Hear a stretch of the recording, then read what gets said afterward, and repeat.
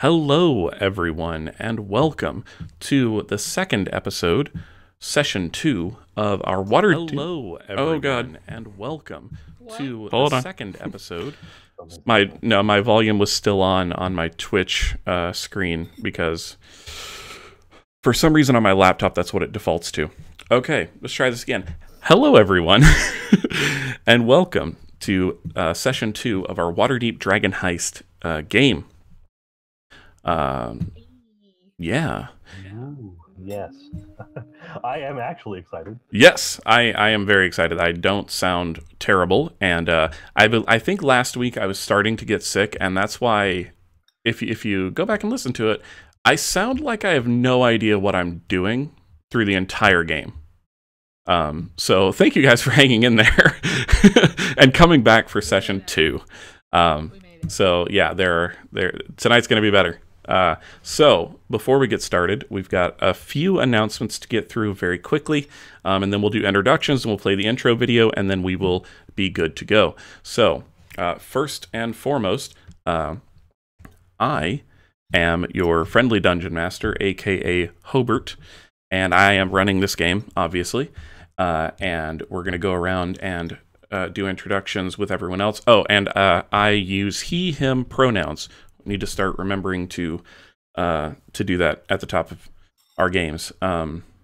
So let's go to Hannah next. Hello, I am Hannah, the resident dead mom. I play Cordelia El Torcho. She is a storm sorceress, noble, half elf, and I use she, her pronouns. I don't know who's next. We're going to go to Megan next. Hello, my name is Megan. I play Akbar Swiftwind. He is a rogue pirate Aarakocra. Just imagine that in your head for a couple seconds. I hope it's as cute in your mind as it is in mine. I love it. I use she, her pronouns, and I think that's all I'm supposed to remember to say. Yes. And then after that we have Rosemary. Hi, I'm Rosemary. I play Kirasha. She's a half-orc fighter, and I use she, her pronouns. Awesome. And last but certainly not least, we have DeForest. Hi there, I'm DeForest. I'm playing Claiborne Jotunmal, a Luskan human bard. I think that, and I use he, him pronouns. Thank you. And if anyone is wondering why there's a little bit of a buzz when DeForest is speaking, he is on his phone. He's being a trooper tonight. His internet is down, but he is using his phone to keep playing with us. So, yes. Yeah, we're just going to... Apologies. No, it is perfectly fine. I just don't want anybody to call it out in the chat and be confused. Have you here than have you not. Yes, exactly. Me too. I like being here rather than not. All right. So glad. Yay! So, like I said, we have a couple of announcements. Real quick, going to run through them. So, first is our drunk stream, which is going to be January 27th. That is a level 20 one-shot in which myself and a few other people will get nice and schnockered and try to play some D&D and entertain you guys. And I'll be DMing that, and I'll be running some polls and doing we'll be doing some giveaways during the stream. It's going to run in our normal Sunday time slot. So January 27th, there will not be a regular game of Fortune's Tide, which is our new campaign starting next week, or this week actually. Sorry, I corrected. You're good. But instead, it will be the one shot. So tune into that. It's going to be a lot of fun. And yeah, most of us have taken the next day off work because we're getting older. So speaking of that, so our new Sunday evening campaign is called Fortune's Tide, and it will debut this Sunday for sure. This time, I will not be sick. I promise. Well, as much as I can promise. I'll try not to be sick. You better. I'm gonna try. Yeah. Yeah, I was about to say smart move in saying I'll try not to promise because yeah, people remember the. All right, and our new schedule, our new full schedule for the channel is detailed in the Twitch panels down below. I don't know why I'm making the little downward motion with my hands. No one can see me, but I'm still doing it. And that schedule, I'm going to go ahead and read it to you real quick. It is as follows. Okay, so Mondays, we have Make Believe Menagerie from 7 to 9. However, that will not be true for the next couple of weeks, correct, Hannah?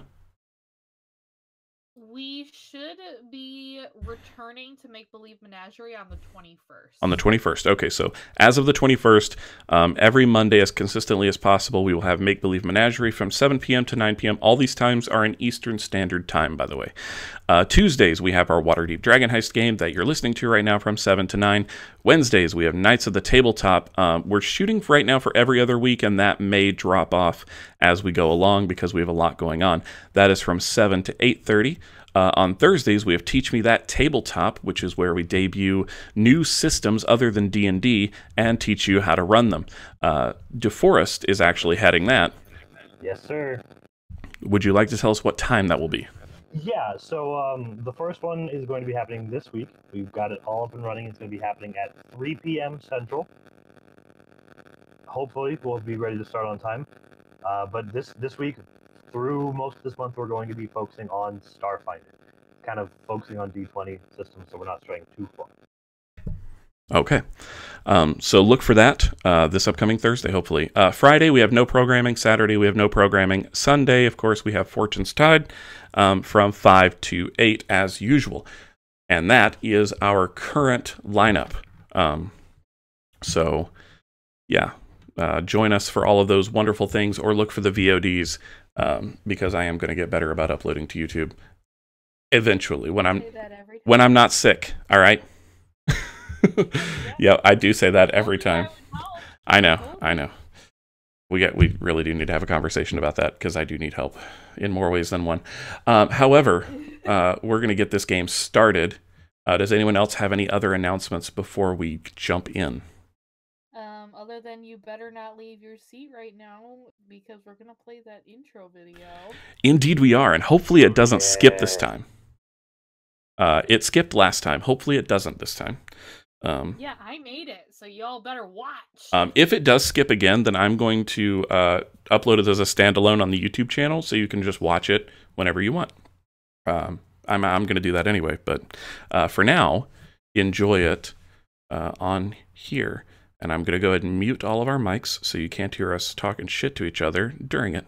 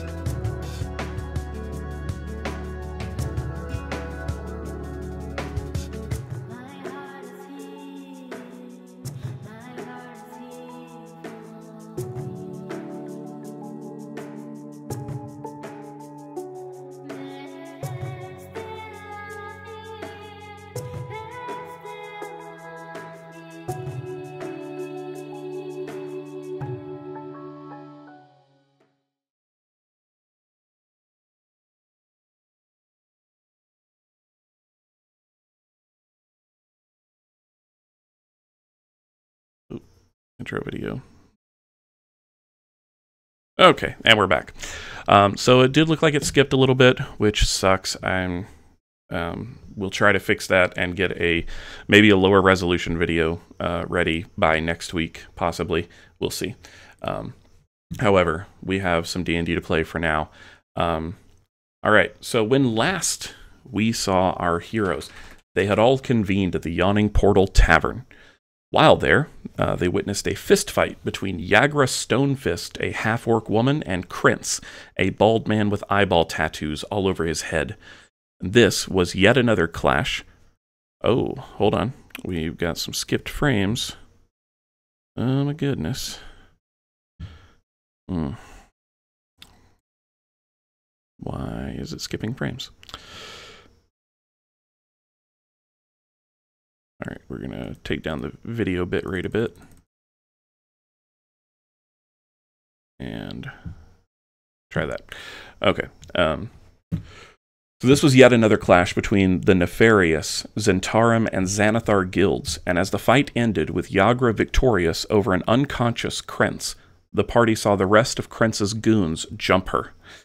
But before the party could reach the fray, Yagra was rendered unconscious, and Durnan, the proprietor of the Yawning Portal, commanded Krentz's compatriots to carry him out. He helped rouse Yagra just before a troll managed to climb its way out of the Yawning Portal well itself.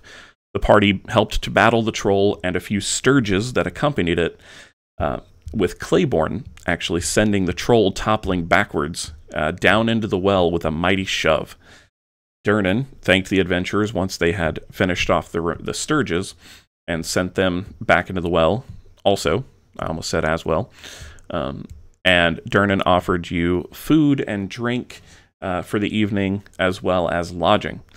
As you were kind of gathering yourself after this, you were approached by Volo Thamp Gedarm, a rider of some renown and seeker of his missing friend Floon Blagmaar. The party, you guys, agreed to help Volo in exchange for some coin, but you wanted to rest for the evening before getting started the next day. So we resume our adventure as the party, you four, find yourselves finishing breakfast and preparing to set out for the day. Here is what you know. Volo told you that he last saw Floon outside of the Skewered Dragon Tavern, which is a Zentarum-owned tavern, and it is located between Net Street and Fillet Lane in the Dock Ward. He left Floon there, and that was the last he saw of him.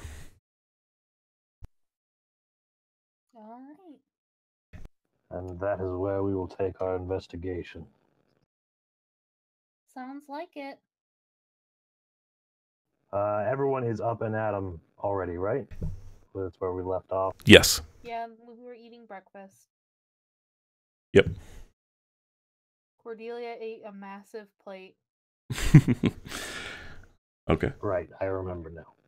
Yeah. All right. She eats it all in record time, and then it's ready. Okay. So you guys are So, go ahead. Go ahead.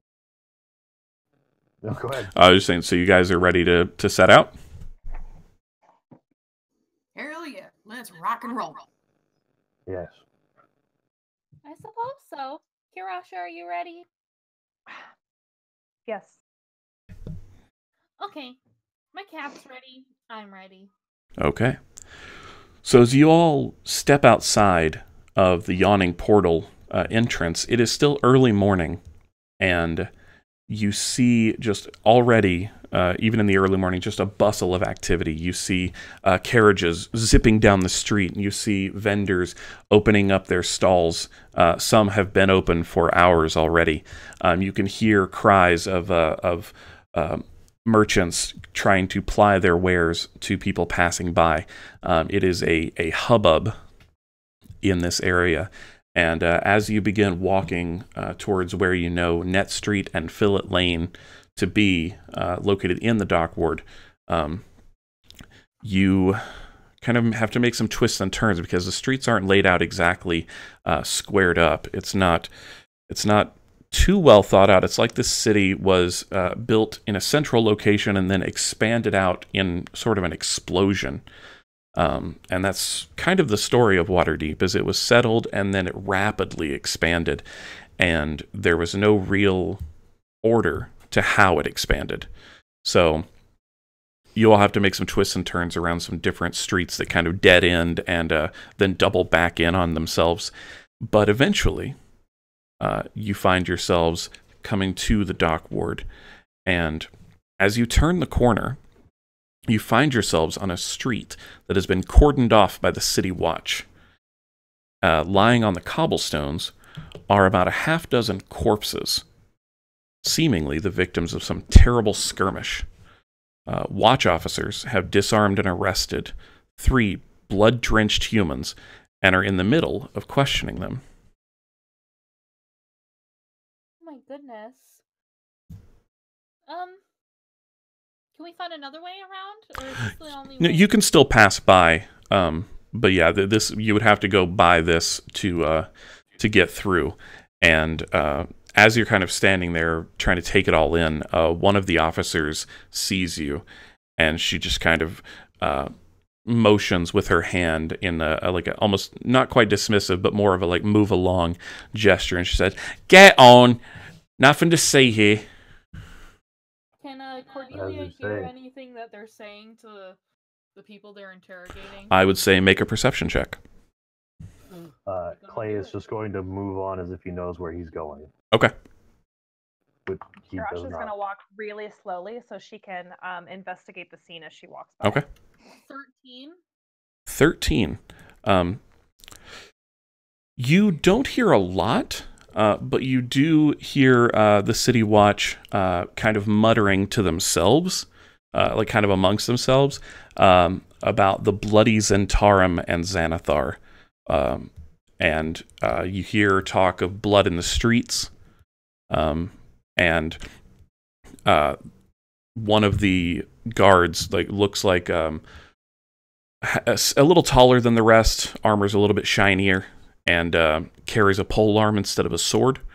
And you hear him talking about sending for a carriage, and looking at a couple of the other guards and telling them to keep an eye on these. And as you walk by with that, you would also notice that each of these individuals that are kneeling have a tattoo on their neck, and this tattoo is of a winged snake.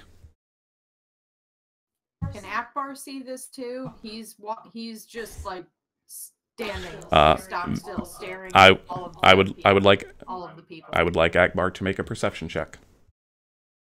So does Cordelia know the tattoo? Yes, you and Karasha would know it immediately. It is the Zentarum symbol, and I'll actually throw that up on the screen for anybody who's watching. Akbar got a 9.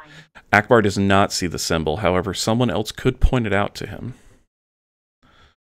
So Cordelia, because she sees it, she's like, she points to them like just kind of like casually, kind of like using like her gloves, like expressively taking them off, but like blatantly pointing so her party can see. And she's like, they're from the Zentarum, guys. So, Akbar, you now know that these are Zentarum agents. Akbar's feathers start to ruffle around his breast area and under his wings. He starts to kind of poof up a little bit like a really feathered pufferfish. And his nostrils don't flare, but you can just hear little puffs, angry little puffs of air, just kind of in and out. Like he's getting pissed. He wants to beat them all up, even though he's not 100% sure that they had anything to do with killing everyone he just cared about. Kirasha sees this and she steps in between, very smoothly. She steps in between Akbar and the Zentarum. So now Akbar cannot attack the Zentarum without going through Kirasha. Kirasha does not want to brawl in the streets. It's the last thing she wants. Yeah.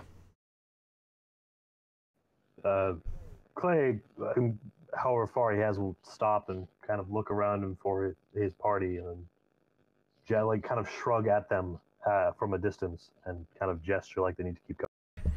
So you all see Clay in the distance, kind of just motioning calmly to the rest of you to keep moving. Does Akbar let it go?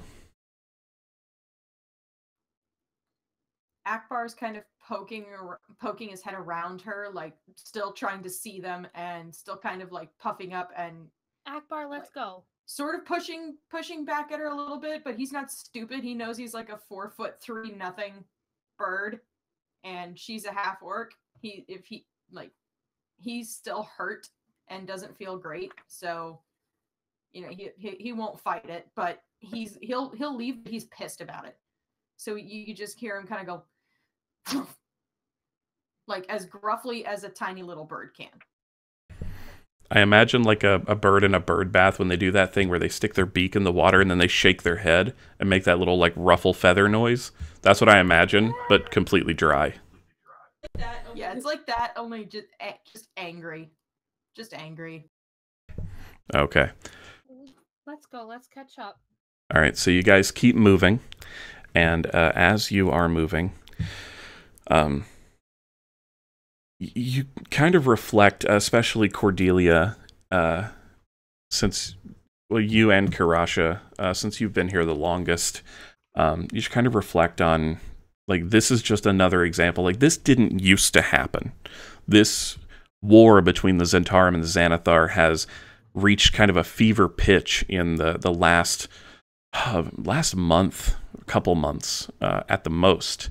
And, like, you would never see something like this before, where there's just corpses lying in the street in a heap, some gang war going on. So it's just sad, really, to see the state that Waterdeep has come to with these two guilds fighting for dominance.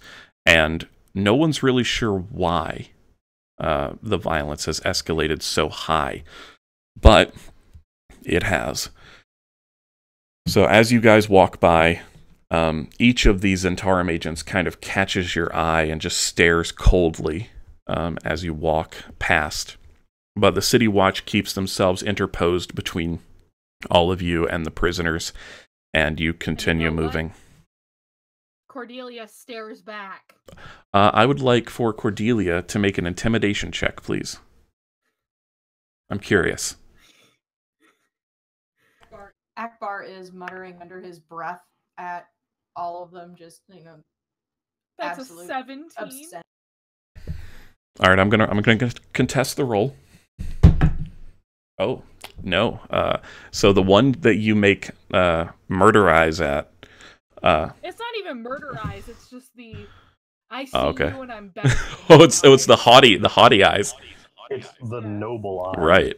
Yes. Yeah. Like the tilted chin and everything. Yeah, the one that you catch with that, it's not necessarily being cowed, but it's definitely like an acknowledgement. Like there's no nod, but it's just the way the eyes kind of widen and then narrow, that you know that they've been put in their place with that look. So you guys continue on. She goes back to petting her cat and walking. Yeah. At this point, Cordelia to me is sort of like a Bond villain. Like with that, because it's just like petting the cat and like, yes, Mr. Fluffykins. Yes. Like that's just what I'm picturing. They'll never hurt you, Mr. Fluffykins. Yeah, basically. Has anyone more seen of like an Austin the Powers movie Cats Don't Dance? No. Yes. You know Miss Dimple? Yes. That's kind of what I'm getting for Cordelia. Look her up. Look up Miss. I will look that up. But yes, Rosemary, it's more of a it's more of a Austin Powers villain. Thank you. Yes, that's what I Yes. I should get her song. Okay. So continuing on. So Cordelia and Kirasha, I don't know why that name is so hard for me to remember in conjunction with Cordelia. I can remember it on its own, but when I call the two of you together, it's like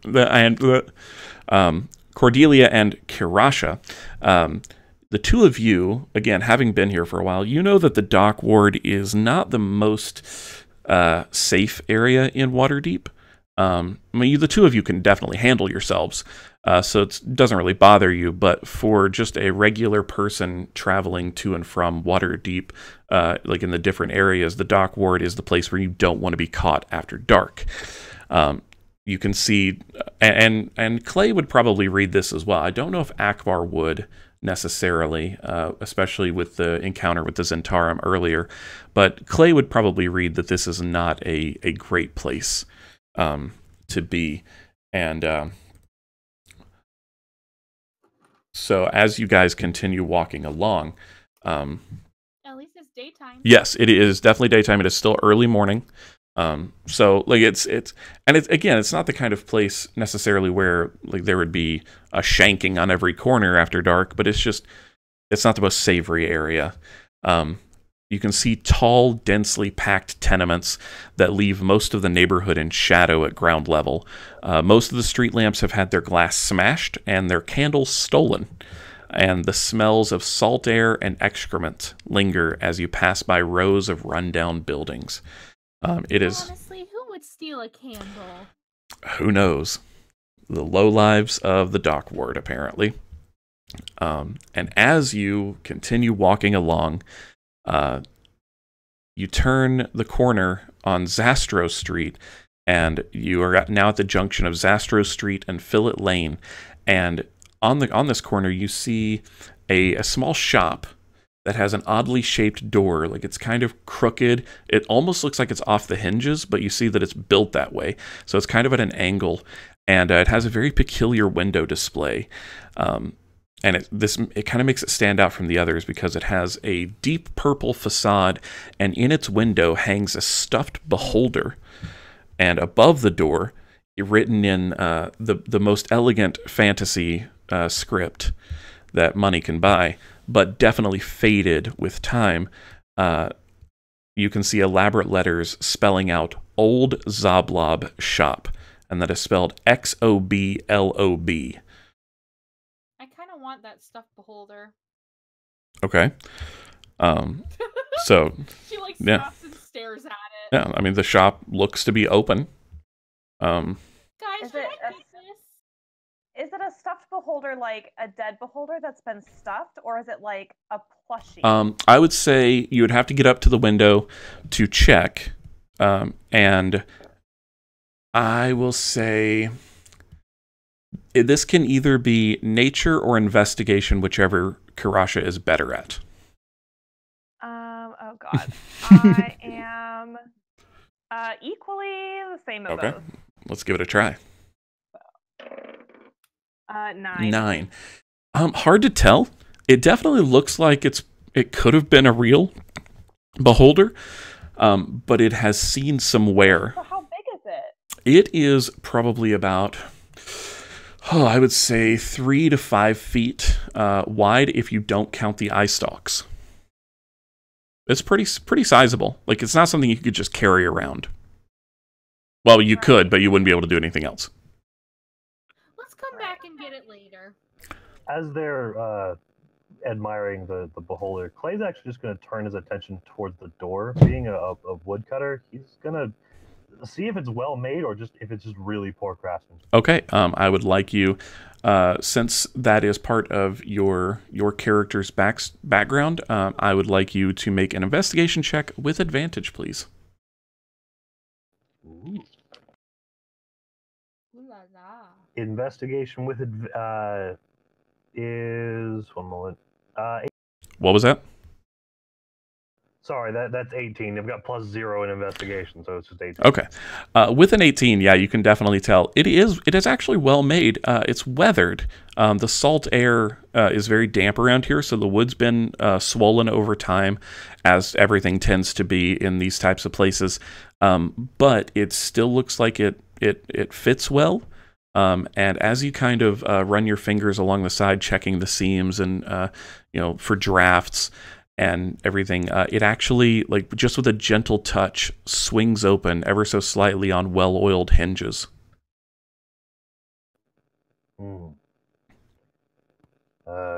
Cordelia, you may wish to take this opportunity. Well, I can always come back and just open the door and go in. That's true. Very well. Does it seem like it's like letting you in? Is it like magic? No, it doesn't seem magical. I wouldn't be able to tell. Oh, well. Nope. If you wish to come back later, then we'll come back later. Then you'll have to shield and pack and move on.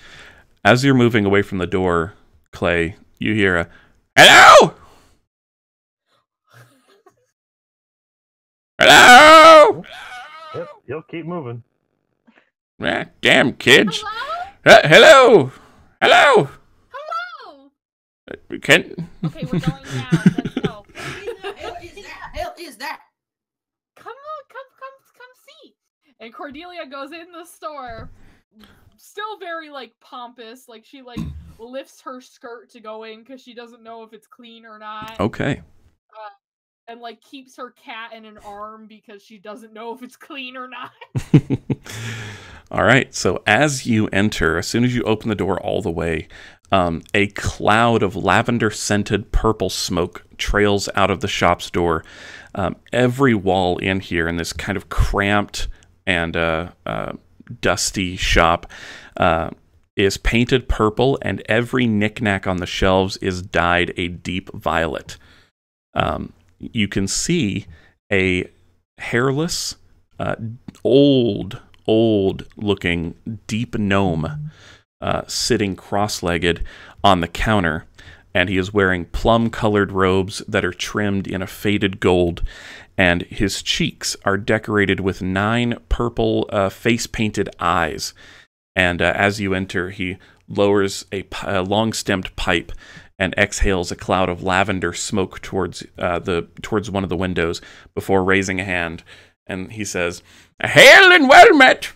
Come browse the shelves of the most curious curiosity shop in the world." Hello, my name is Cordelia. Hello, Cordelia. What's your name? I haven't seen this shop before. I am Zoblob. Well, that's not my real name, but that's what people call me. Is that what you like to be called? Well, it will do. My real name is Metsy Bing Wing Flammabama Ding Dang. Zoblob! Yes. I tried to rename the shop once, but it never took. So, I can't imagine why. So I just changed my own name. I am Zoblob, and that's old Zoblob. And he points to the stuffed beholder in the window. No relation. Okay, well, Cordelia turns around to look to see if her party members came with her. Akbar still is walking. standing in the doorway, coughing his poor little bird lungs out. Just pitiful little and Cordelia takes out. He flaps his wings around to try to get some air, and he's just kind of like sulking and like pouting around the shop. Like he has a penchant for shiny things, so like something pretty is not going to escape his eye, but he's not happy to be there. He still wants to go murder. So Cordelia, like, she takes out her decorative fan and like starts like fanning to like get the smoke out. Oh, I'm sorry about that. It's no problem. Claiborne.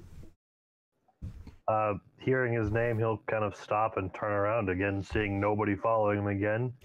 And this time with visible frustration, he's going to kind of roll his shoulders, turn on a heel, and slowly walk back. Okay. So Zoblob will continue to address Cordelia unless someone else comes forward. And he actually puts the pipe away. It's quite nice. It's a good blend. I made it myself. But I'm sorry about my friend. He has particular lungs. Hold on. And so he kind of pulls a little wand out of his robe and points it towards Akbar and mutters a couple of words, and a little swirl of wind just kind of carries the smoke away from Akbar. There we go. Visibly tenses up. What's that? Thank you. Said Kirasha visibly tenses up when she sees him using it. Oh. She's very unhappy that they're stuck in this shop with an unknown magic user. All right. This is going so well.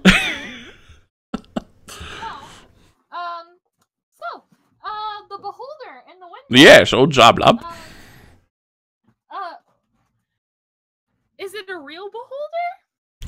Well, I guess that depends on who you ask. I mean, it's certainly real enough. Asking you. It's certainly real enough. Was it alive? Yes. Yes, it was. Who killed it? Oh, the previous owner of the shop, whose name I do not remember. I'm sorry. Did you know the previous owner personally? No. No, I bought the shop from him, and as I said, I tried renaming it, and that failed miserably, so I became Zarblob, and that's old Zarblob, and here we are. Okay.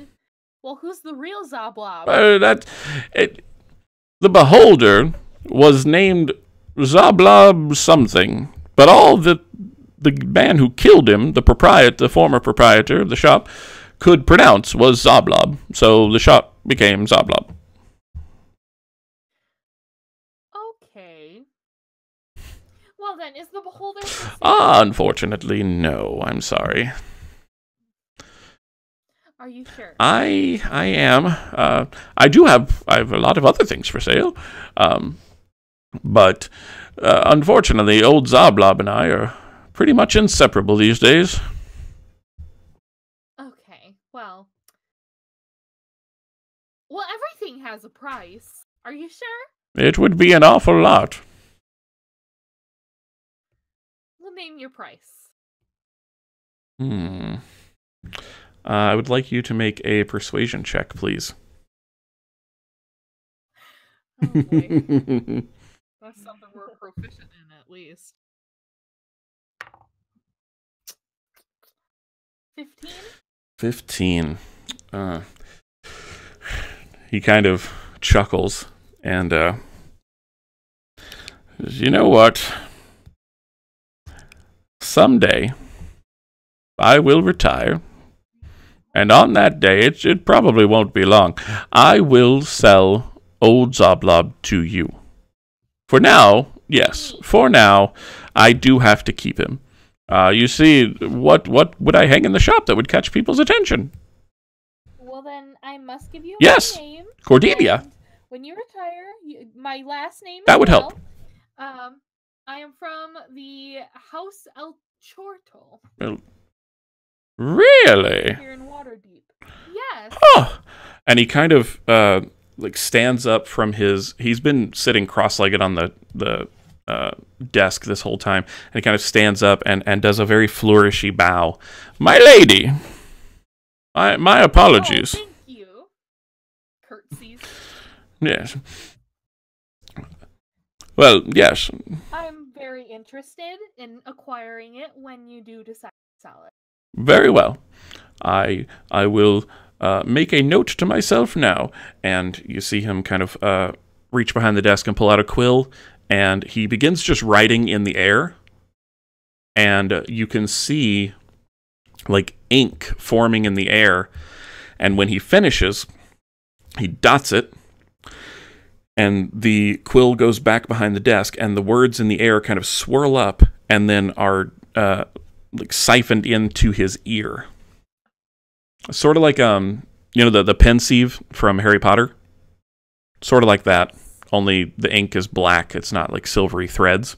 It's like black ink goes into his head. And he's like, there we go.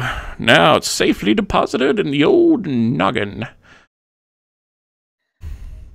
Well, thank you. I appreciate it.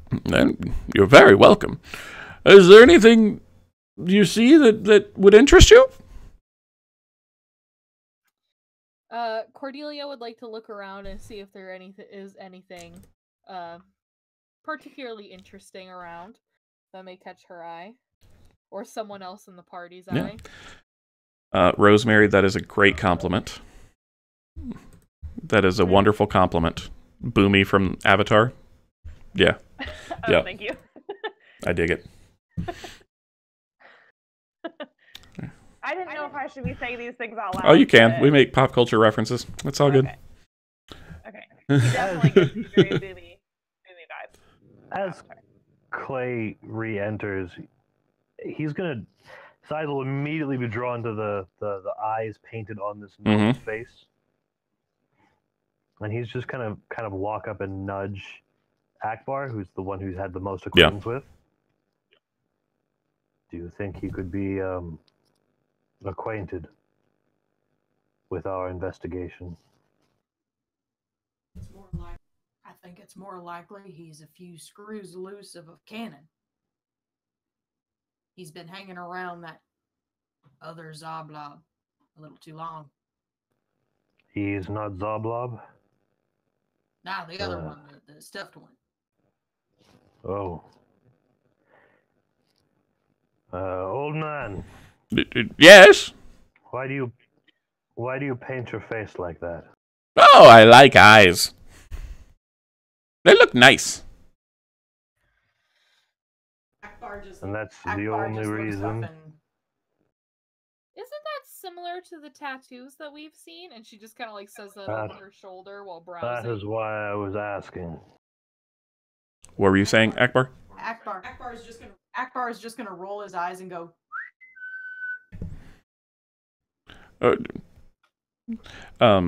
So would you like to roll an insight check? Yes, I would. Very much so. Go right ahead. Yeah, he's just a kooky old man. That's a 3. Well, you know what? He rolled a natural 1 on his deception. Oh, man. And that is what it was going to be. So So he actually, like, he doesn't, like, come right out and answer your question, but you can definitely hear him muttering to himself. Can't say too much, can't say too much. Lord Xanathar would not be pleased. Oh, and why is that? What? And Clay almost looks bored at this point. We are very busy here. I need to know everything you know about why you wear these eyes, or else I'm just going to leave. Take my business elsewhere. Well, you're free to do that, of course, but I wear the eyes because I am, pardon the pun, I am beholden to the Xanathar. And what does that entail?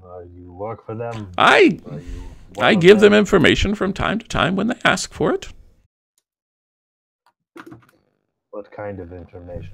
Well, it varies about what they're asking for. Sometimes it's just, was this person shopping at this particular time? Sometimes it's other things.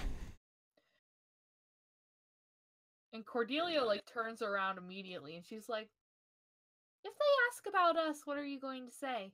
What would you like me to say? That Cordelia El Torchal and her friends were never here. I don't even know who that is. Well, I didn't see that number. And she just smiles. Akbar is super suspicious at this point, and he just like stomps up to Zoblob and just stares him squinty, like hard in the face, and goes, "What in Zoblob's name makes me think we can trust you? You're gonna spill everything as soon as them stupid beholders so much as wink at you. I say we gotta get rid of him." No, then I'll never get the beholder. He's completely paranoid at this point. Like, he's not from here. He's searching for murderous pirates. He doesn't trust anyone, and now he's just been triggered. Clay will put a hand on Akbar's shoulder and kind of pull him gently away while turning to face Cordelia. And, well, if we got rid of him, technically you could just take it. Well, that wasn't the agreement. He's gonna rat us out. Speak up. I don't really want to. Sorry, I don't want to talk over you. Go ahead. He was just gonna. If you're speaking up, he will stop. Okay, Crash is gonna speak up, and she says, "I think we need to leave now."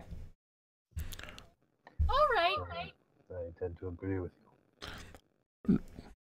And she has not taken her eyes off the gnome the entire time. She has been watching. He has not moved. Zoblob is kind of he looks he's looking at all of you, and he's kind of looking down at his desk, and then he looks back up, and like he looks sad. Just looks like regretful. Oh, Why did we've we been here the whole time. Cordelia, we'll step outside. You seem to speak the best. Have a few words. We'll be waiting for you. Well, don't leave me here. Kirasha's We'll be not right going anywhere. outside. She's staying right beside Cordelia. Kirasha, you can go out there with them. Just if you hear me scream, or if my cat comes out without me, you know something's wrong. I'd rather not. I'm going to stay by your side. Please go. It's fine. It's fine. You can all stay. Why do you look so upset? I hate this job. You do? Well, not owning the shop. I love owning the shop. I hate working for the Xanathar.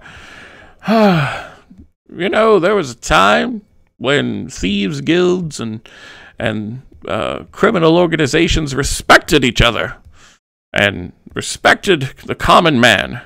No, you only stole from those who had things to steal. But that's not the case anymore. These damn kids. Well, how did you end up working for them?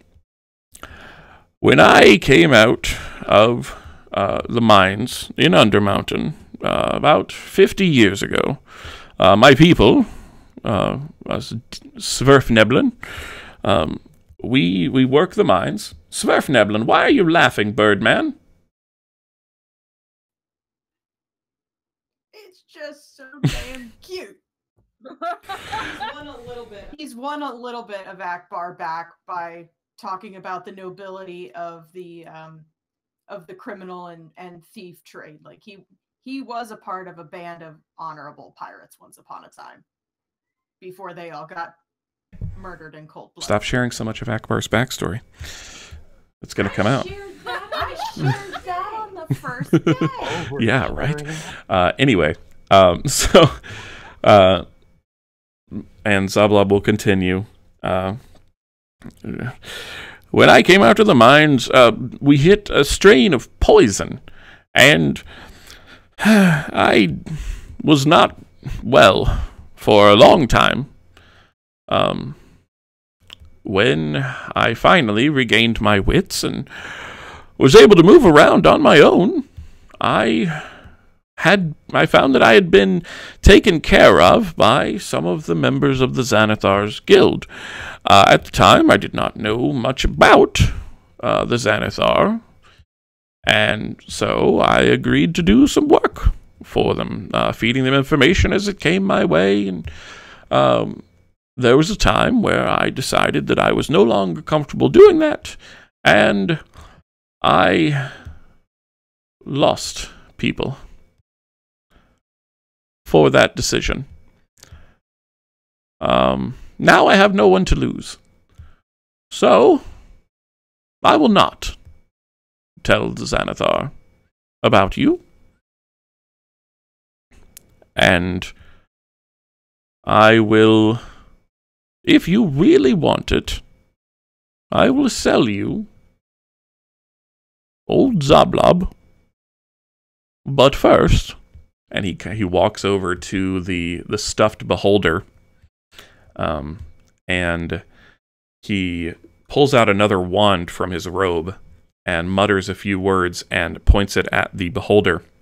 And you see like the shimmer of sparkling blue and purple light kind of wash over the stuffed beholder. I knew it. And he says, he turns around and says, "Now the Xanathar can no longer see through old Zablob." Goddamn nanny camp.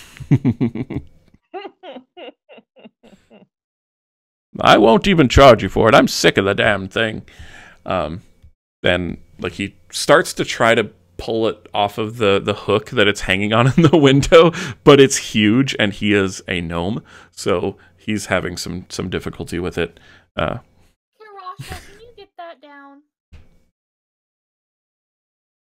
If you wish. And please. Karasha goes over. She is Right. not happy because the gnome just used magic on it. She does not want to touch that thing. But Cordelia has asked, so she will do as Cordelia asks. So, So she, how is it fastened? Can Cordelia or can Karasha tell? so it's definitely like it's definitely made of some weird fleshy material that's been cured and hardened over time, sort of like a taxidermied skin. And it's been stuffed, and there have been support screws like anchored into the top of the head, right above the main eye, and it is suspended from those on these hooks, so you can just literally just lift it off of the hooks. And as you kind of lift up and pull it off, you notice a couple of things. Number one, it is really light. Like, it seems like it should be heavier, but it's quite light. The other thing is everything in this shop is purple and covered in dust. Zoblob is purple, is dyed purple. You can see like the skin has elements of like a really deep purple, almost black color. But it's definitely been like painted a more garish purple, and it is completely clean. There is no dust on it whatsoever. It looks like of all the things in this shop, this was the piece that the most attention was paid to on a regular basis. It was facing out Yes. the window, wasn't it? Yes. Yeah. Gotcha. And so you have a rather large stuffed beholder that is painted bright purple, and as you bring it over, Zoblob, or Metzi Bing Wing Flamma Bama Ding Dang, will actually like pull out a strap from behind the counter, and he will fasten one side of the strap to one anchor and the other side to the other, and kind of gesture for whoever wants to wear it as you would like a messenger bag. I'm going to make Would you a like new me to fashion carry it? statement. No, I have to make this fashion statement. I hand the beholder to Cordelia, and I cannot hand it to her fast enough. Yeah, and like you kind of are you doing like the thing where you like wipe your hands like subconsciously, like just kind of like wiping them against each other? No, but her hands twitch. She wants to. Okay. She's trying to restrain herself. Okay. So Zoblob will turn to the rest of the party and say, well, let me tell you, I feel so much better. I am going to die, but I feel really good. Wait! I have an idea. I would like to hear it. If it involves me not dying. It does! Why don't you work for my family? What would I do? Well, you see, we're actually like a magic family. Like, that's our specialty. We're followers of Mistra. And I know my brother could find work for you. Ooh, that sounds lovely. Where's your family located again? Okay, so our family estate is kind of near the north side of town. You got to go to the north side, and it's near like the outside because it's a pretty big estate. So, you know, and it has gates, and our last name is on the top of the gates, so you'll know. And I can actually write you a letter of recommendation real quick. Oh, that would be lovely. Thank you. Okay, well, I will do that. One moment. And she does. She, like, gets out the stuff to write this letter of recommendation. But really it says, brother, hire this guy, please. He's really great. He gave me a super cool thing. And I love you. Bye. Cordelia. All right. And she hands it to him all, like, folded up. And she's like, here you go. Why, thank you. You're welcome. All right. So he takes it and like he just immediately like is just like take what you want and just leaves. Like he's done. He's got a clock on his leg. He's got to get there. Do you guys want to come see if there's anything neat in here? Akbar is already like feverishly scouring the place for shinies. Is there Shiny, anything pretty. of actual like value, like to Shiny, pretty adventurers? things. So, or anything that could be like what flipped for like a good price? I will say, because in the book, I will break the fourth wall for a moment. In the book, it says that Zablob sells trinkets, and we roll on the trinket table in the player's handbook, and I think that's fun.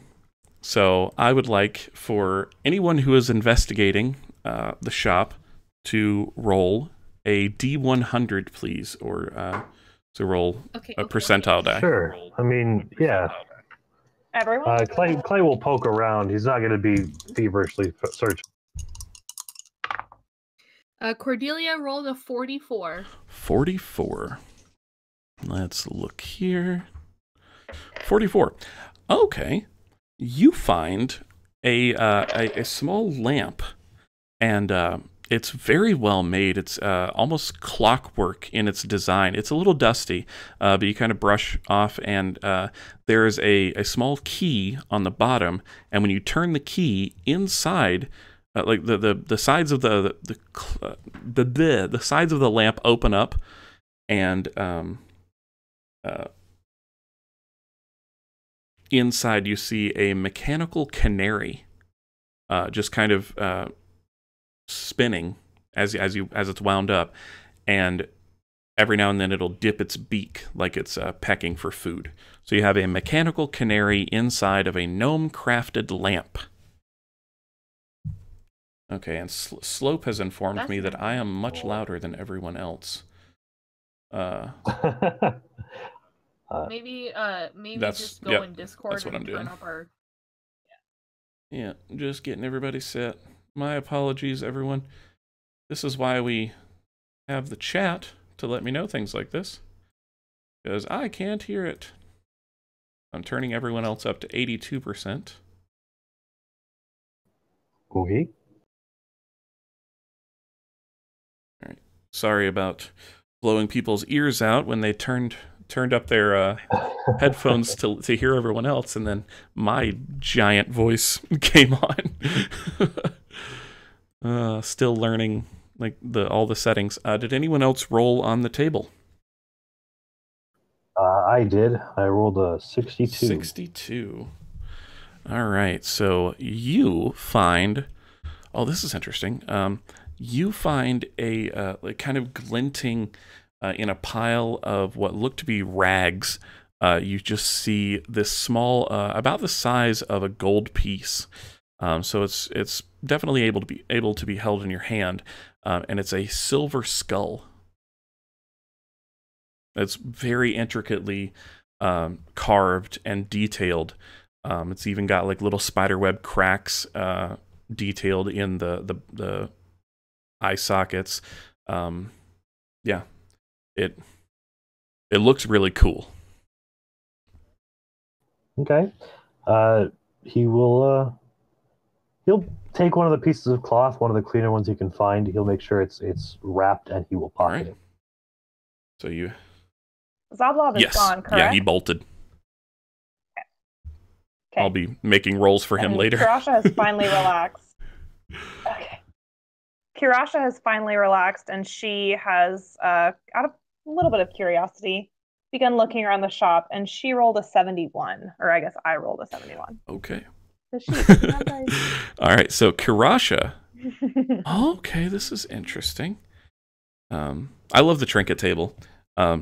So you find a fragment of a beautiful song written as musical notes, and you can read these because we're going to say you know how to read music.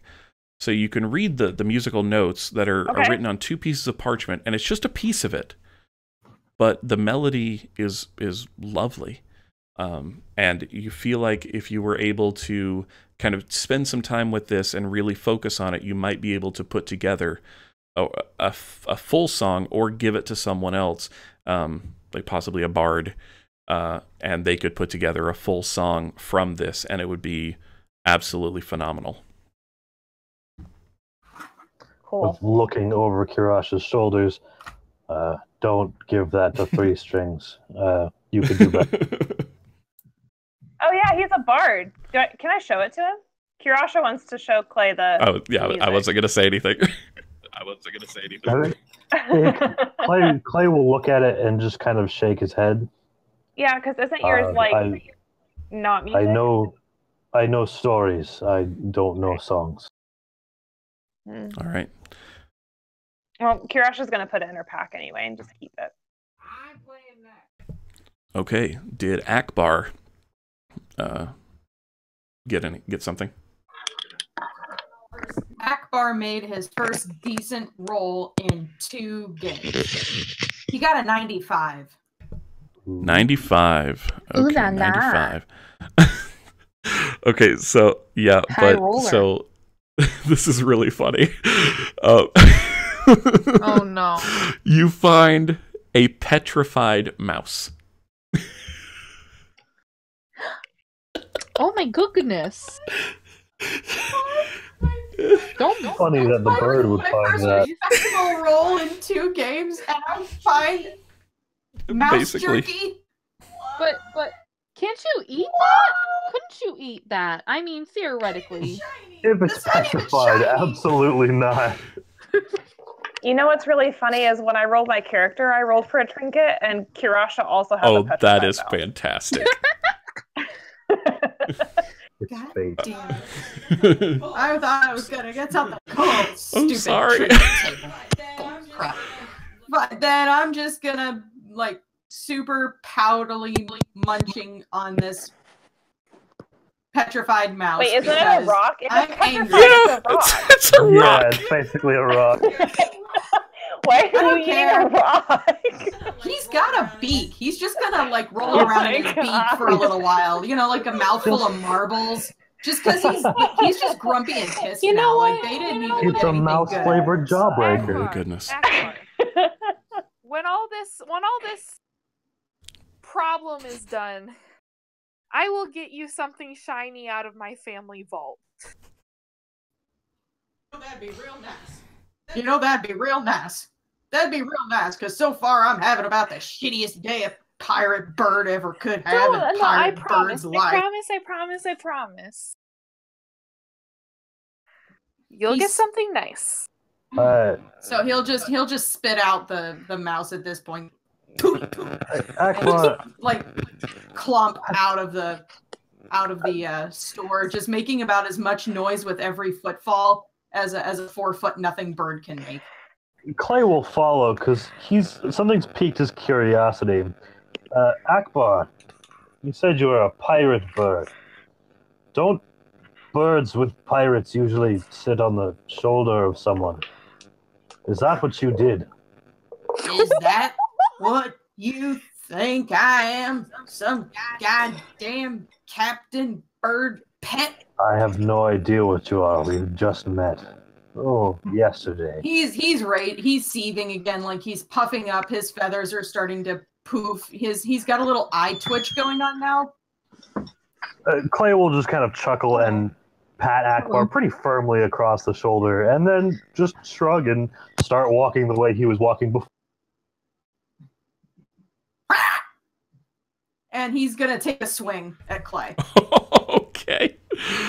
All right. Shit. Make an attack roll.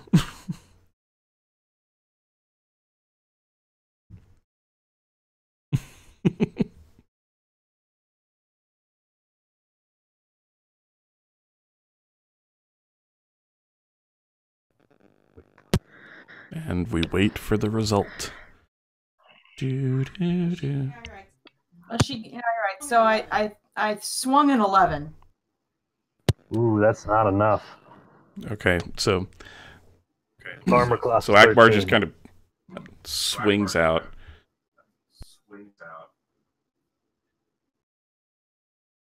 Akbar just kind of swings out and completely whiffs Clay. You feel a little like gentle breeze on the back of your head as you keep walking. He will kind of briefly glance over his shoulder. Now is not the day. Tempest will take you one day. I'm not the one to send you there. Oh dear.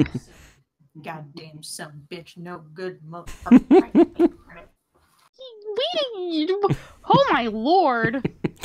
Okay. He's got a pirate potty mouth. He's got a pirate potty mouth. That's fair. All right. Honestly, I don't know what I'm gonna do. I'll never be able to take you all to visit my home. You'll never make it in society. Oh my goodness. Okay. So. I think they're finally leaving. Yes. An hour in, we're finally It's going. okay. I love it all. So. We saved a gnome. Possibly.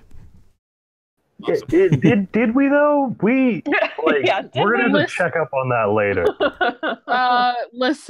Listen. Cordelia tried her best.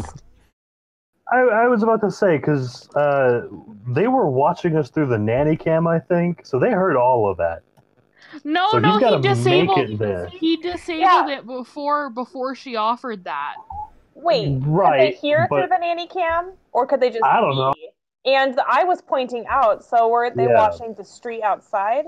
So there's Who a good knows? chance they actually didn't observe what was going on in the shop while we were there. Okay. Let me. Told you he was gonna rat us out. I'm gonna check my character sheet. Yes. DM. I don't know what exactly to do for this, but is it possible that Cordelia, being a sorceress, could just roll possibly just like an arcana check to see if she can tell if like the spell actually like disabled this beholder on her back? Yeah.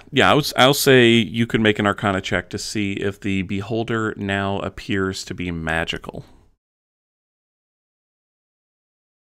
Or Yes. the lack thereof, which Yeah. is what we're hoping for. Okay. Let me see. So Cordelia is going to take it off, and she's going to, like, put it on the ground and, like, focus on it while her cat, like, tries to chew on it. It's fine.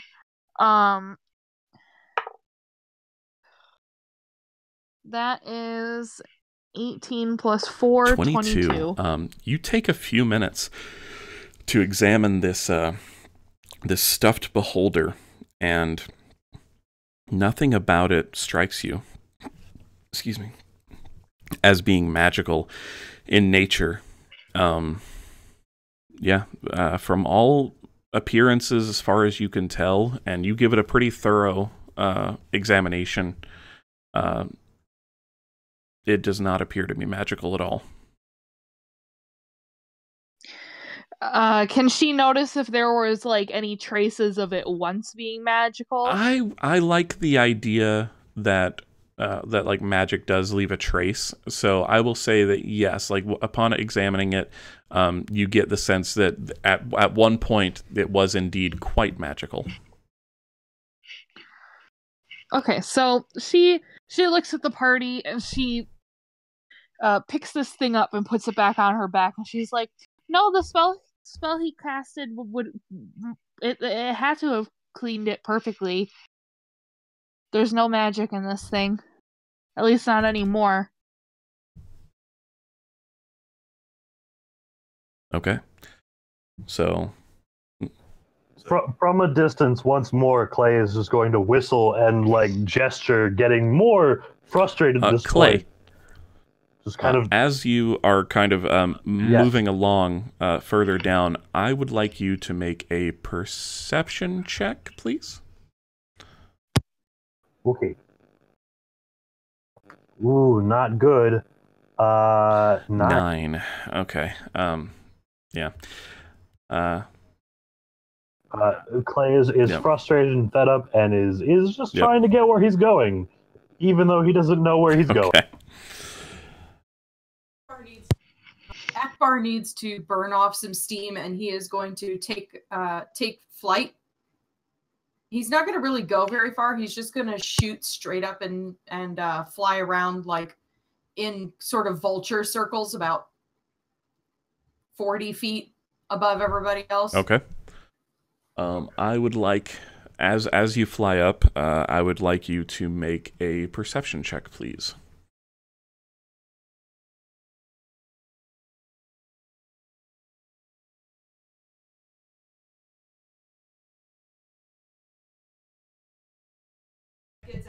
Okay, so that gets Akbar an 8. Okay, yeah. You're not really seeing much of interest. You can see the party down below. You can see the weird mishmash of streets. And you can see just maybe a quarter mile further down a very strange-looking building. It looks completely ruined, and there is a ship's anchor lodged in its roof. And it's like it's the building that most stands out of all these ramshackle, rundown places. This is the one that kind of looks the most interesting, and you can see people going in and out of it. Okay, Akbar will observe all of this and fly down and tell everybody about the whacked out looking building with an anchor coming out of its roof. Kirasha and Cordelia, you would know that that is the Skewered Dragon. That would be the Skewered Dragon, the building you're describing. Have you guys caught up to Clay at this point? Okay. Hopefully. He's probably walked past the building, to be honest. So as you guys are walking along, I would like each of you, other than Clay and Akbar, so just each of you, all two of you, Kirasha and Cordelia, both to make perception checks, please. Okay. 15. Gotta wait for that sheet to load on D&D Beyond.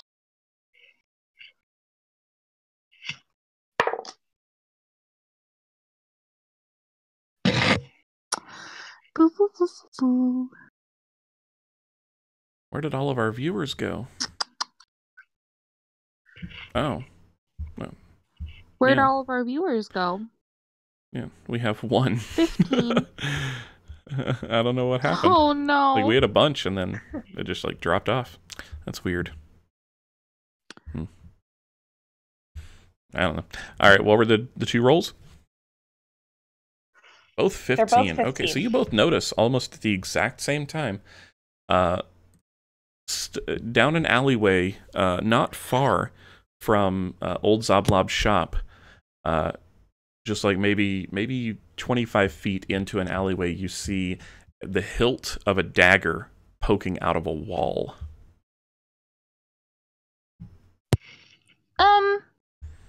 Kirasha, do you see what I see? Yes. And then Kirasha goes over to investigate it. As you move into the alley, you start to see... Yeah, but it's just like 25 feet in. Oh. It's still fairly well lit. I mean, obviously the buildings cast some shadow, but you can see well enough. And it's not like you're moving into an ambush. It's just a straight alleyway. But you can definitely see that this dagger, it looks like it was swung with some force and was embedded into the wall. And then as you look kind of down in the dirt, you can also... Is there any blood on the dagger? So you go ahead and pull the dagger out. There is some dried blood on it. And as you look around in the dirt, you can also see a little bit of blood kind of scattered around. And you would recognize this, being a gladiator, as essentially someone was jumped. There is not a lot of blood, but it is all over the place. So like this, whoever was jumped was like pushed around a lot. And Yes. the blood is dried? But it's still sitting on the top of the dirt, so like it didn't happen too long ago. Right. Hasn't been disturbed. Is there like a trail of blood, or is just like an area? You can that's bloody? see like there's a small area where it's very apparent that like a scuffle took place, and then you can see a couple of marks that lead away from the scuffle that aren't footprints but look like drag marks. Okay. Is there anything unique or interesting about the dagger? No, it's fairly well made, though not well kept. It is just a regular old dagger. No identifying marks on it or anything. Okay. So I turn around and I guess, is Cordelia right there, or is how is the party laid out? Like, where are Akbar and Clay and Cordelia in relation to me in the alley? Cordelia would have like walked up to the alley, but would have not like proceeded. Gone into it. Yeah. Whereas Clay has walked past the skewered dragon and is probably still walking, looking for. Is someone gonna go get him? Akbar is right in front of the skewered dragon, just kind of not realizing what's going on that's made you guys stop. So he's like turned around and looking in your direction. Okay, so Kirasha walks back over to Cordelia and shows her the blade and says, "There's drag marks. Do you want me to check them out?" Well, before you go, let's try to get at least someone. And someone should get Clay. And Cordelia like kind of like turns and starts like waving her hands at Akbar and like trying to like do a come over here. Yeah, we'll say that waves. you managed to get Akbar's attention. And Akbar, you would have seen Clay going past the skewered dragon before you landed next to it, so you could have caught up to him and like brought him back. Because there is a sign hanging out in front of the building. It's hanging off of one hinge, but it definitely says "skewered dragon" on it. Yeah, he rolled a natural 1 on the second perception to see if he maybe like realized, no, he's looking for something. He knows he'll find it eventually. That's really funny. All right, so Akbar, are you going to go get Clay, or are you just going to stand there? I will go after him, stupid person that he is. So I'll kind of just stomp up to him and like smack him on the shoulder and be like, "Where are you, idiot? You passed it. Back here." Oh. Kind of look back. The ladies are staring at something. I don't know. Come on, let's go over there and take a look. Come on. Right. And you have to shield, turn on a heel. Okay, so you guys make your way back to Cordelia and Kirasha as they are examining this dagger.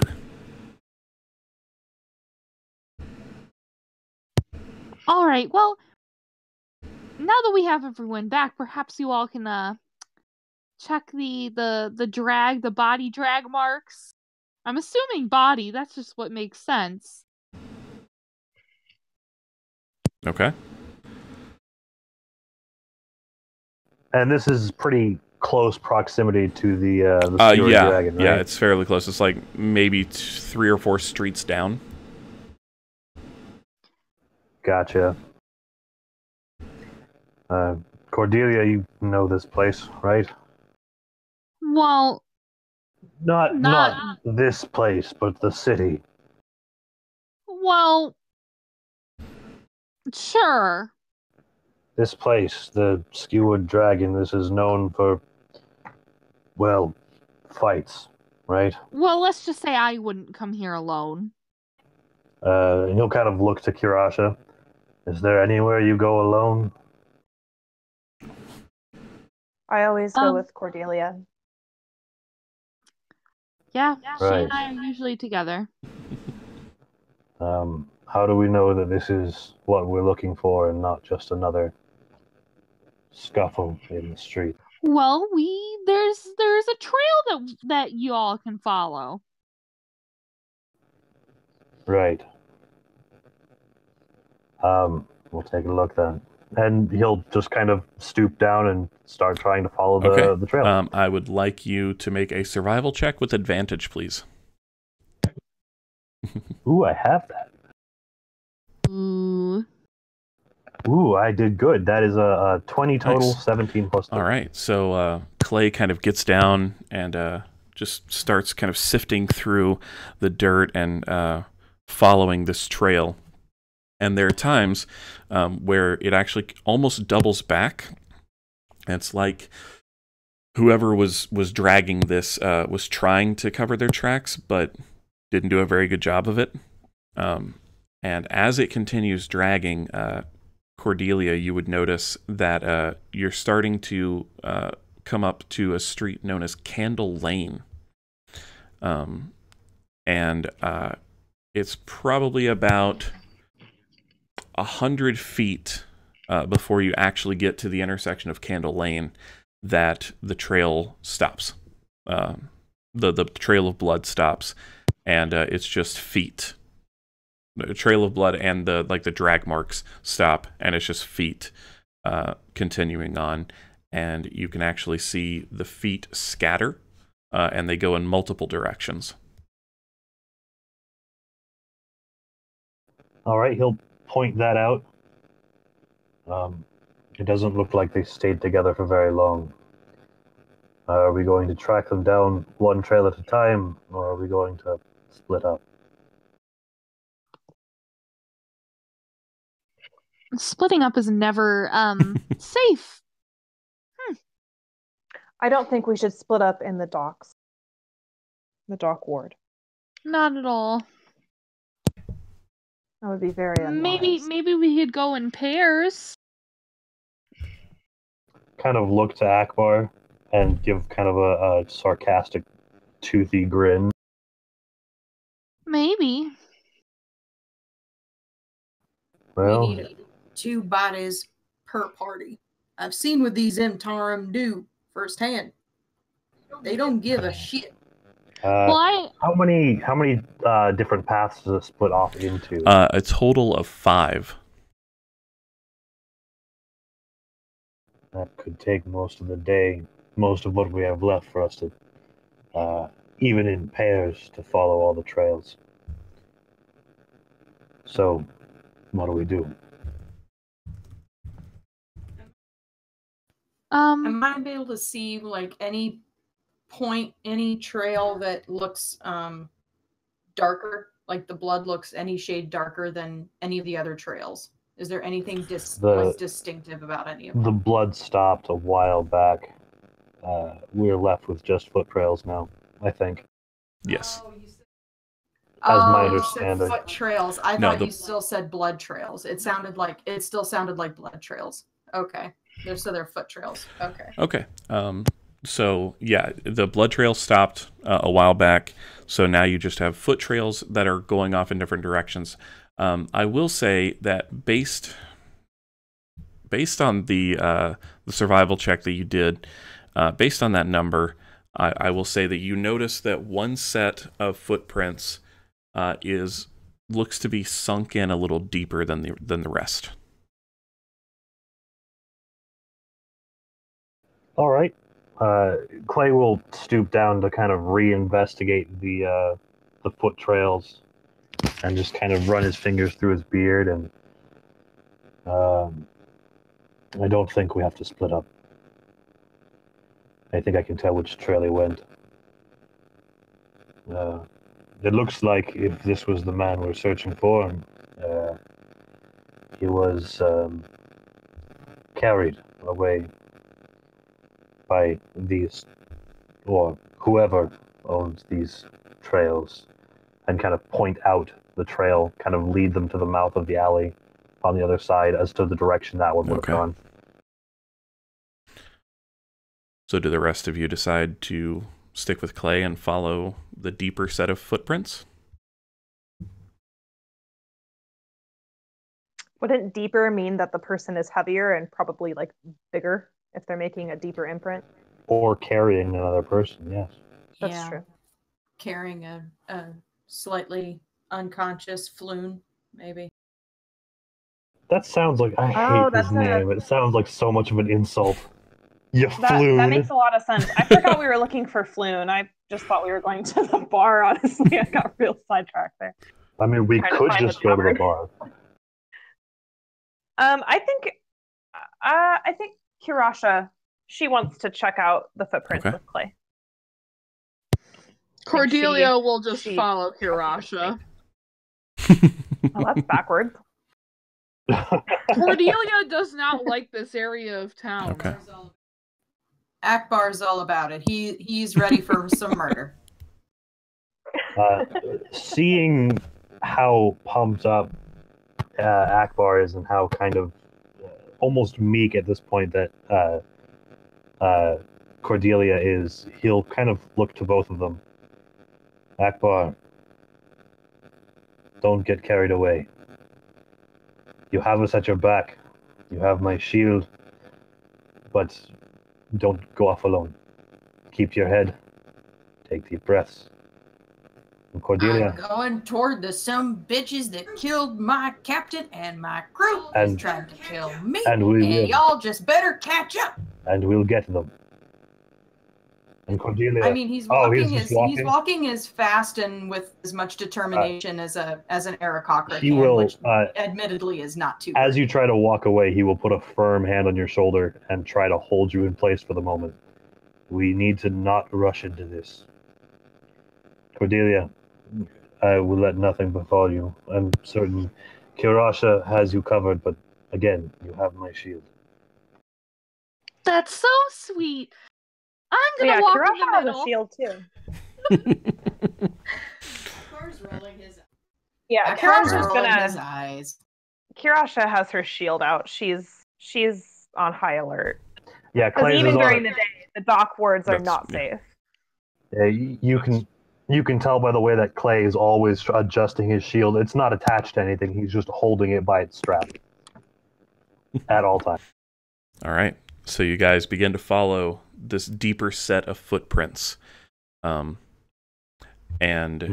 as you do so, you actually turn onto Candle Lane. And the first thing you notice is that the sun is out, but this alleyway, and it is an alleyway more than it is a street. Candle Lane has very tightly packed buildings, and they're very tall and rise so high that they completely block out the sun. There's still light, but you would gather that only at noon or high sun, if you're in the fantasy world, only around that time would you actually get like full sunlight beaming down into this street. And as you walk through, how close are we to noon? Because we left early in the morning. By this point, I would say you're probably pushing like 10 or 11 a.m. Yeah. Okay. But it's not too far off. Yeah. Okay.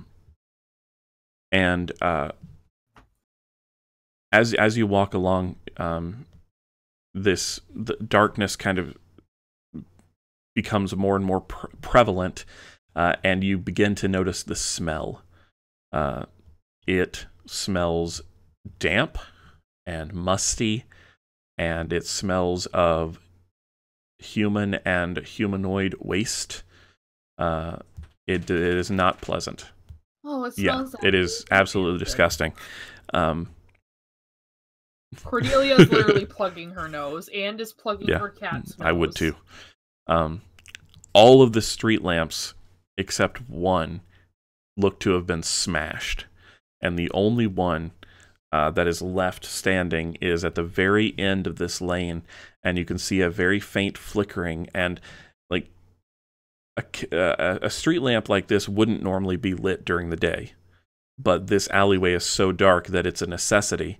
And as you see it kind of flickering in the distance, it looks like a distant candle, and that may be possibly where it got its name. And as you get closer, you can see that the flame inside of this lamp is not a natural flame. It is a little bit too deep of a red, and it is a constant color instead of shimmering between blue and white and orange and yellow. So you would recognize this. Good. Kirasha. I was just saying. No, go ahead. The magic users would recognize this as a continual flame spell. Would Kirasha recognize that it's not magic? Can she make like a perception, or that it is magic? Can she make a I would check? have Kirasha make an Arcana check, please. Well, Kirasha has no Arcana. She has +4 in Arcana, so I don't know. Yeah, 19, definitely. So she definitely knows that it's like magic. Okay, well, she instantly regrets coming down this alleyway. She's now got her axe out. She's ready to throw down. Cordelia, at least by now, has kind of caught on to Kirasha's I would hope so after affliction. being together for so long. Yeah. I mean, it's been 3 years. Yeah. Because I think she knows, maybe this is, I don't know, I think she knows that Kirasha doesn't like magic, but Kirasha's never been uncomfortable around Cordelia using magic. And yeah. It's just when other people are using magic that she doesn't know who they are, that's when she gets uncomfortable. So Cordelia kind of quietly is like, oh, don't worry, it's just a continual flame spell. It's just to make the street light. It's not gonna bite you. Kirasha just doesn't say anything. I don't know, she's kind of annoyed because, I mean, she puts up with Cordelia's kind of condescension towards her, but like she knows it's just a flame, but she's still, where there's magical flame, there's magic users, and that means bad news to her. I was gonna say where there's magical flame, there's magical smoke, but that's the smart ass in. All right. So you have this continual flame spell that's going in this lamp, and as you kind of look around, you can see it is casting light upon a building across the street, and it looks like it's a warehouse. It's a fairly large establishment, and it is directly across the street from the lamp, and you can see illuminated on the door, or above the door handle, is a black winged snake. Here we go with the winged snakes. Clay is going to move up and once again put a hand on Akbar's shoulder and just squeeze gently. Akbar is incensed. Like he's quivering now. Like his feathers aren't even ruffled. Like he's just straight up quivering, because if the symbol of the winged snake is there, then that means that there's like a 95-ish% chance that some people associated with the murderers are in there too. And he's gone way too long without any murder.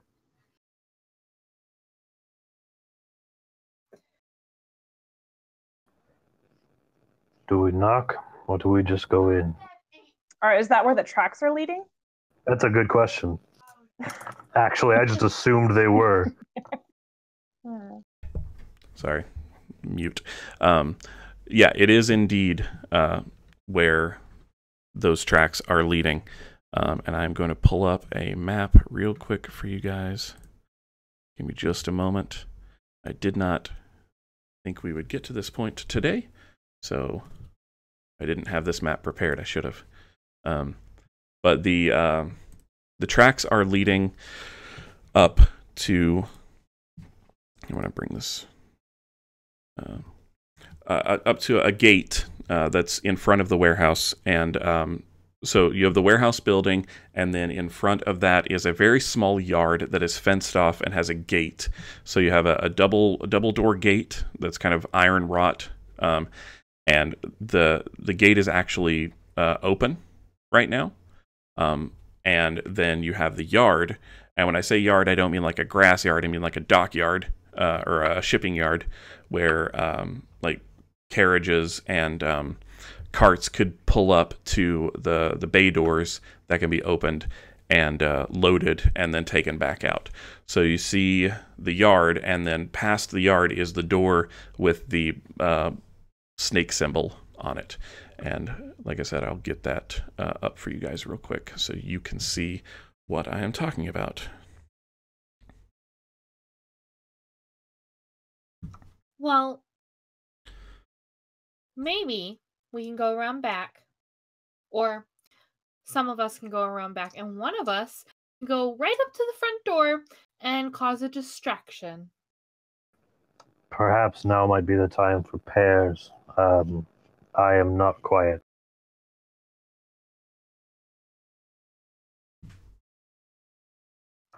Are you wanting to pair up? Well, we gotta be smart about this. I'm not very quiet either. My cat, Well, maybe though. Kirasha has a +1 in stealth, so she's not the stealthiest person. My yeah, cat I only can have go. a +2. Are any of us stealthy? What about Akbar? Akbar better be. I have some stealth. Yeah, a lot of stealth. Cordelia's cat is stealthy. Come on, cat. It's you and me. Cordelia, I don't know if sending a cat alone, or perhaps with a bird. No, that's not a great idea, sending it into a warehouse that could be full of armed thugs and thieves. Well, I don't think Akbar should go alone. I agree that Akbar shouldn't go alone, but I don't know if a cat is the best companion. What even can this cat do? Well, my cat has sharp claws. Okay, fine, no cat. Akbar is drawing his short sword. Akbar, you can't go alone. The hell I can't. You can't go alone because you hate these guys, and the first chance that you get, you're gonna try to stab one of them, and it'll ruin the distraction. The Clay wrong is going words to, were used there. It's not try to stab. I will stab, and it's not one of them. I will stab all of them. I need me some murder. These two are getting fairly loud. Clay is going to just harshly shush. We're trying to be quiet. Or, if you'd rather go that route, we can just go to the front door. Okay, well then should we all just try to sneak around? Okay, so you guys. Is a distraction really necessary? Well, I mean, it's probably helpful because maybe I could go over there and like pretend I've been attacked and I need help. I don't like the idea of leaving you alone. Akbar could just kick the door in and just start bird raging all over the place. Like, that's a pretty good distraction. We could have an ambush. Cordelia, you were known here, right? You seem to be. Well, I'm from a noble family. Yeah. I didn't know I don't really look like I belong to the high society here. Perhaps we could stage an ambush. Oh, maybe you guys kidnapped me. Oh, I was going to say Kirasha and Akbar lie in wait while you and I put on a performance and try to draw those inside out. And then once What- they're out, we spring our trap. What should we do? Well, like I said, I look not. I look like a bandit. Not Okay. at least among these people. So we could stage a what is it? A mugging, I believe they call it. Do you think they're gonna like come out and help me, or? If these guilds and groups are anything like the townships of where I'm from, they don't like people operating in their areas, and so somebody staging something like this in something that I would believe is theirs, they'd either try to interfere and take what they believe is theirs, or maybe it won't work. I don't know. Okay, well. Okay, I like the approach, but we gotta come up with a way to like actually guarantee that it'll draw them out. You guys hear Sweet. like little scritches. You guys can hear little scritches in like right behind you, and it's Akbar like kicking his feet like those roosters in a cockfight. He's like he's basically seconds from barreling through the door. Like his rage is going through the roof right now. Like it's bad. So I could do something like while I'm just like screaming and like getting mugged, I could say something about the family I'm from. And maybe that will make them think if they come help me, they could get a reward. Or we could make more noise and start painting eyes all over the place. That would draw them out. They seem to hate eyes. Do you guys have paint? I don't. No. I might. Give me a second. I certainly don't want to be straight up attacked. I have ink. It's not the same. Well, if you had water, it's kind of like watercolor. I think. Does it seem fairly quiet here, or are there other people? It seems pretty quiet through here. There are not. You haven't seen any other people coming and going through this, and this warehouse looks like it is probably abandoned. Like you don't see any recent marks, like no tracks from carts or anything coming through. So. Just you do see the heavy set of footprints leading up to the iron gate, and then you lose the footprints because it turns into like a stone slab. It's no longer just regular dirt. Gotcha.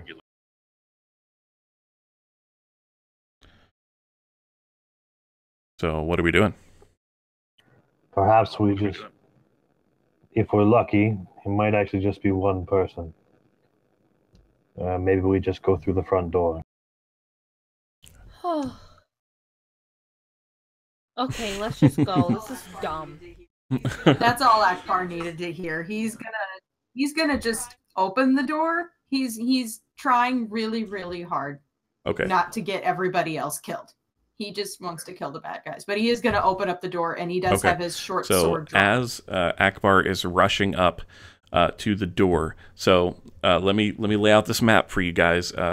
If you're watching this on Twitch, you can see the map on your screen. If you are listening to it later, I apologize. We are using a map that is included with the Waterdeep Dragon Heist adventure, but I will try to describe everything as accurately as I can as we go, so hopefully you won't be left confused. So I won't be able to see that. But I will do my best to describe it as we go. So as Akbar goes running up, so you have the wrought iron gate that is open, and you kind of run through that, and then you're met with this yard, and this yard is about 75 feet by 30 feet. So it's about 30 feet from the gate to the bay door. So you have the bay door, which is like this rolling type of large wooden door that you would load and unload like a truck or a cart from. And then right next to the right of the bay door is a smaller regular door. And then over on the left, you see a window that looks kind of grimy, and a couple of the panes are broken out. And that is on like the far left side of this yard. So it forms kind of a backwards L shape as you're looking at it. That is not a very good description. I apologize. Okay. I think I got the gist of it. All right. So Akbar, as you run up, are you trying to jimmy the bay door, or are you trying the regular sized door?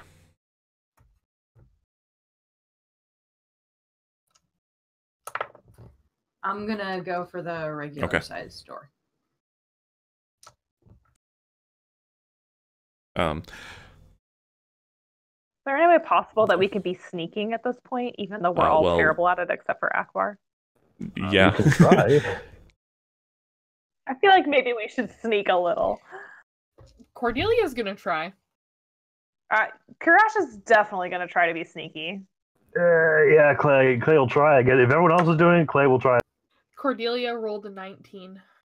Ooh, hold on. That's actually what Clay got as well. Well, on the die, which brings it to 21. Kirasha got a 5, so she's not sneaking whatsoever. Nice. She's failing hardcore. Is it gonna help their sneaks if I'm like going in first and causing some sort of distraction?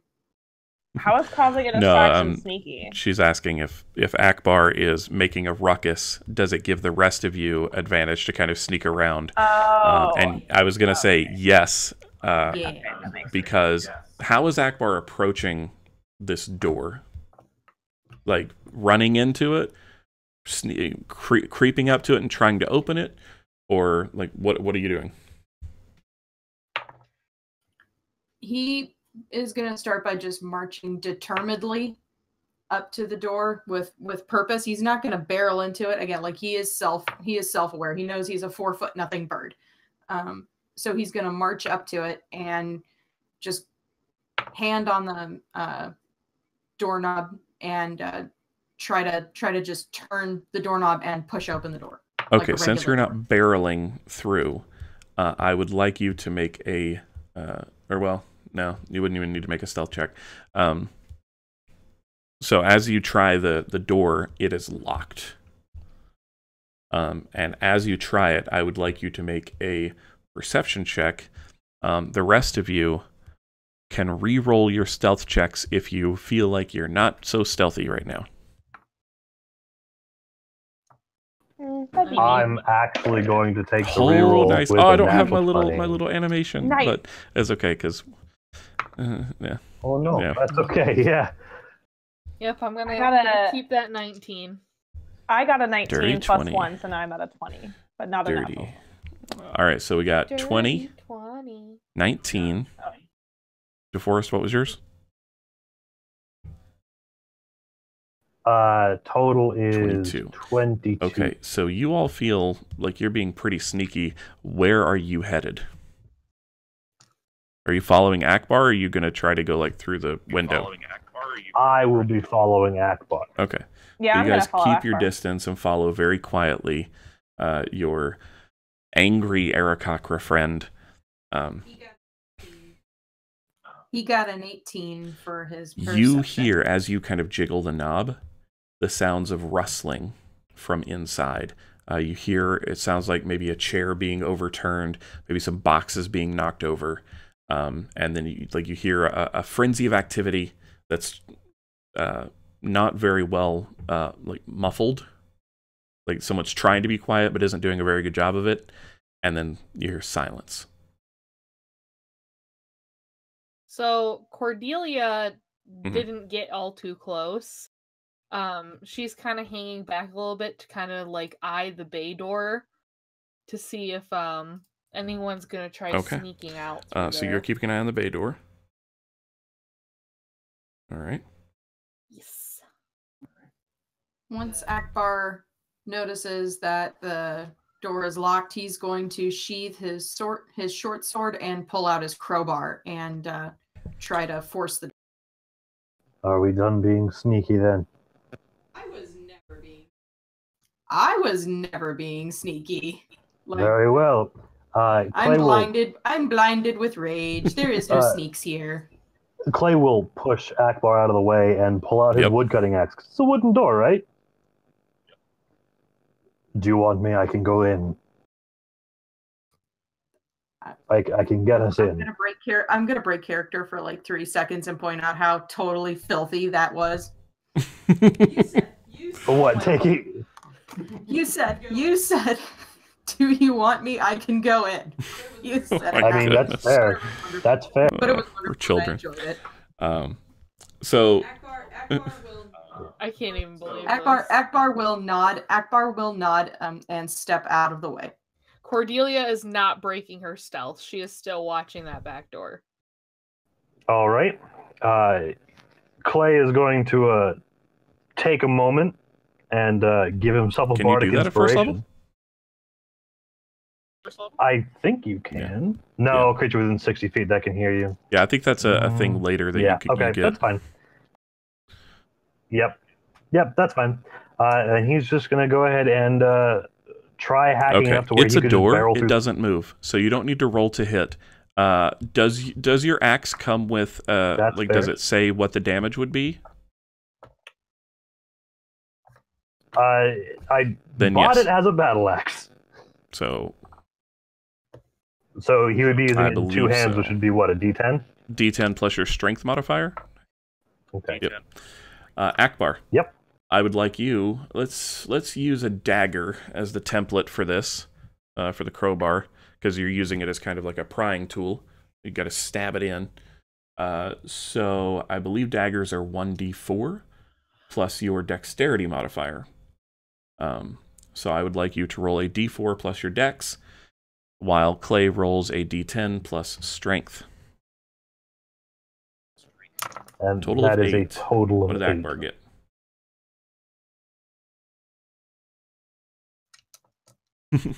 Akbar's working on it. D4 plus your dex modifier.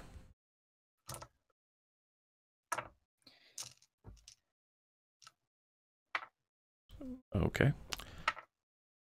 3. So 8 plus 3, Got a 11. 3. The door had 2 hit points.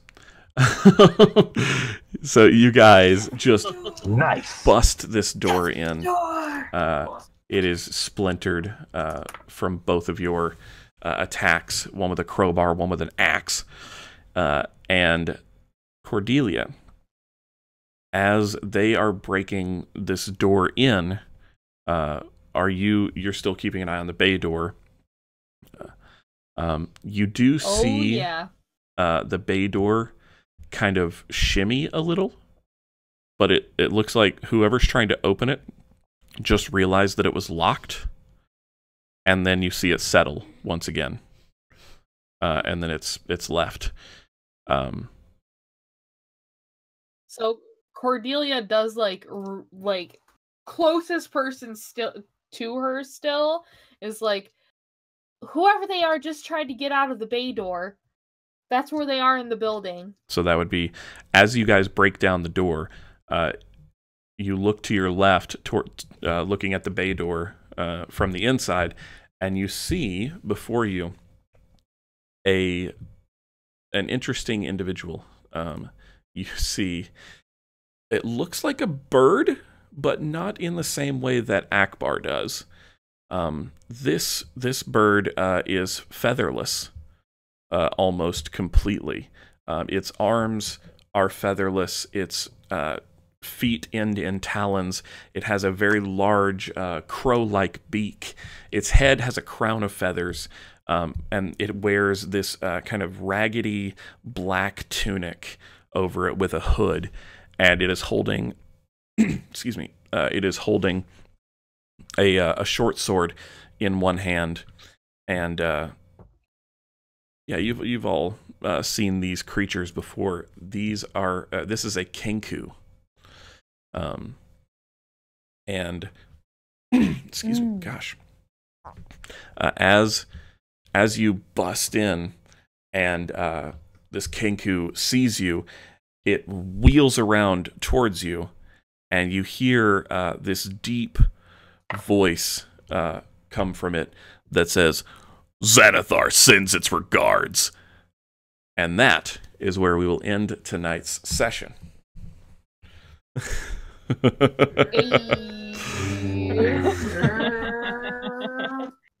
It's gonna be Akbar's such a murdery bird. It's a murder bird. Murder bird. I don't know. It Murder sounds bird. like this bird. Yeah, a lot is of murder murdery birds. bird too. Yeah, a lot of Wow. I My murder bird's gonna murder his murder mean, bird. Clay doesn't Murderly. know anything about Kenku, but I do. And it's just hearing what it said. It was probably muttered that when it was attacked. But that's just me as a player. Yep. Clay doesn't know that, and he has an axe in his hand. That's what's so much fun about kenku. We'll see.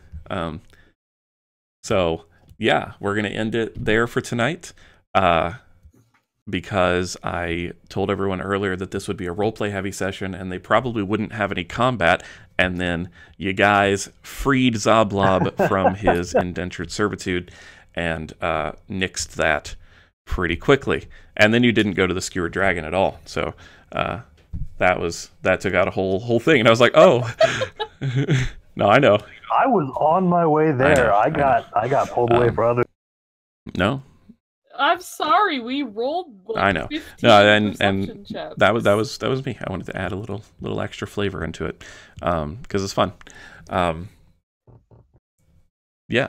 Yes. So you guys are, and by you guys I mean our listeners / viewers, will hear us again next week, same time, same Twitch channel.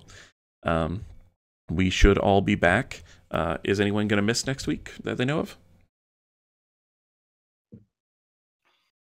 Nope. I should have my internet back by then. I should Good deal. Be all good. All right. So if you're a fan of the channel, please consider following. Please consider subscribing. It's very helpful to us to get those so we can continue to push out a quality product for you. Yes, that was going to be my next plea. Is please show up in force this Sunday. It's going to be the debut of our new campaign, and it's going to be a single setting with multiple DMs rotating out. It's going to be a lot of fun, and we're all really looking forward to it. I hope to one day be able to Yes. do a stint with that group because I love the idea of the West March. Yep. Also, Thursday, don't just show up on Sunday. Show up on Yeah. Thursday because we're going to be learning stuff. Fun with flowcharts. Yeah. Lots of flowcharts. Come to my seminar. I mean, to be fair, that's basically what it's going to be, but it'll be fun. I think it will I be. hope. I promise. But mostly I hope. So yeah, I'm not going to drag this out. Thank you guys so much for watching. And until we see you again, please, please, please don't forget to keep it friendly. Good night, everybody. Good night. Bye.